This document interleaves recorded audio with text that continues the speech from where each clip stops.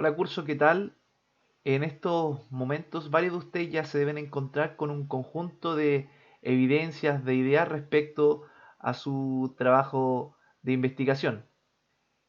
Y cuando se va acercando el final, ya hay que escribir un reporte.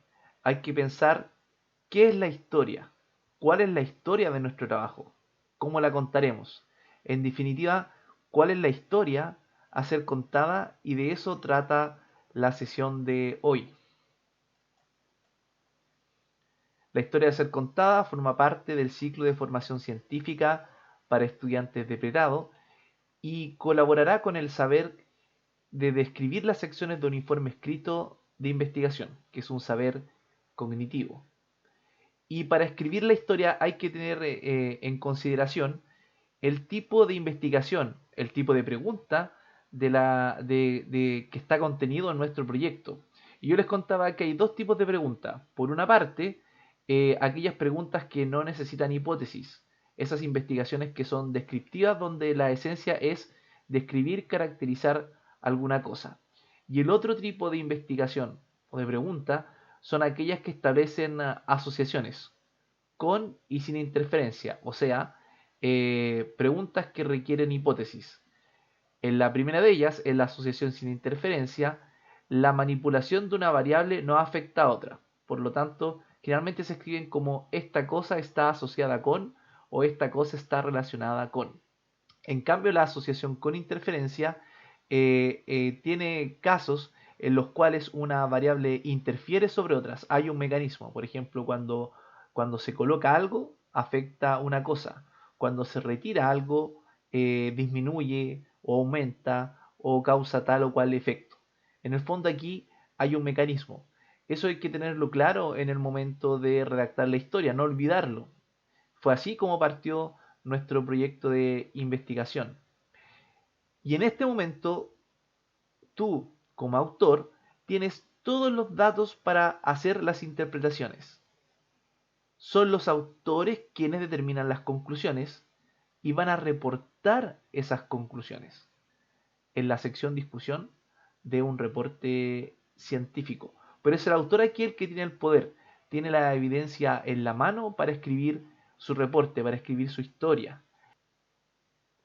Una sesión muy útil para escribir la historia, para definir lo esencial, es la mini sesión pasada titulada Elevator Pitch.